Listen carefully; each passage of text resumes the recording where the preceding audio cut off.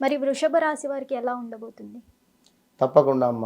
So వృషభ రాశి వారికి కూడా రాహువు యొక్క బలము అద్భుతంగా ఉంటూ, శని యొక్క బలము ఇంకా అద్భుతంగా ఉంటూ, ఓకే.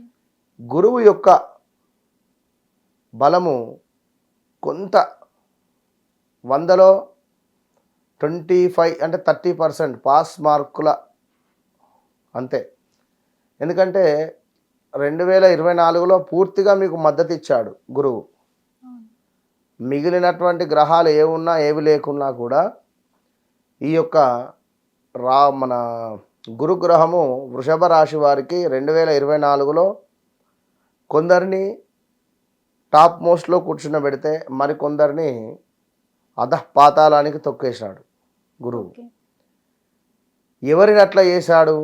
ఎవరినైతే అన్యాయంగా ఇబ్బందులు పెట్టారో, ఎవరి డబ్బులు తీసుకొని మోసం చేశారో, ఓకే. ఇట్లా సత్కర్మలు ఎవరైతే చేసుకోలేదో వారిని ఈ యొక్క గురువు ఫుట్బాల్ ఆడుకున్నాడు.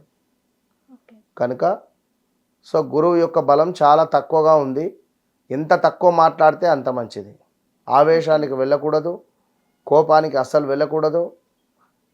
దుష్ప్రచారాలు కానీ వారిపై వీరికి కానీ ఇలాంటివి కొన్ని తప్పుడు మాటలు చెప్పడము, అక్కడి ఇక్కడ ఇవేం చెప్పకుండా ప్రశాంతంగా ఉండాలి ఓకే. ఈ యొక్క వృషభ రాశి వారు. ఎక్కువ మాట్లాడకుండా ఓకే. ఓవరాల్గా ఈ రాబోయే మే 15 గురువు యొక్క మార్పు అనేటువంటిది వీరికి కొంత జాబ్లో శ్రమ అధికంగా పెడుతూ ఉరుకులు పరుకులు, దాంతోపాటుగా వ్యాపారస్తులకు కొంత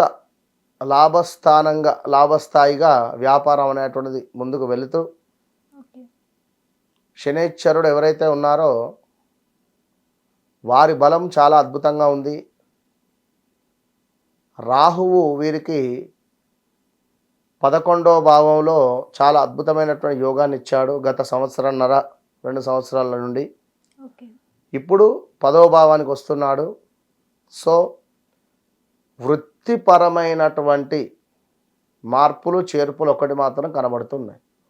ఓకే. సో ఓవరాల్గా ఈ యొక్క వృషభ రాశి వారు కూడా మనకు దత్తాత్రేయ స్వామికి సంబంధించినటువంటి క్షేత్రాలు కానీ, దత్తాత్రేయ స్వామి యొక్క మంత్రాలు కానీ చదువుకోవడం వల్ల, 108 నామాలు కానీ చదువుకోవడం వల్ల కొంచెం పర్వాలేదనే పరిస్థితి ఉంటుంది. ఓకే. ఓవరాల్గా బాగుంది. వృషభ రాశి వారికి కొంత వారి అమ్మగారికి హెల్త్ ప్రాబ్లం వచ్చే సూచనలు, స్థాన చలనాలు అన్ఎక్స్పెక్టెడ్గా ఓకే. ఇలా కొన్ని ఉన్నాయి. ఎందుకంటే ఏదైనప్పటికీ కూడా సబ్జెక్టును పక్కన పెట్టి మాట్లాడితే ఎవరి వ్యక్తిగత జాతక రీత్యా గురువు ఎక్కడున్నాడు, వారి దశ అంతర్దశలు చూసుకోవాలి. ఇదంతా గోచార రీత్యా మనం చెప్పేది. ఓకే. కనుక వృషభ రాశి గారికి ఓవరాల్గా వారికి చాలా బాగుంది, పర్వాలేదు. థ్యాంక్ యూ గురుగారు. మహాదేవ.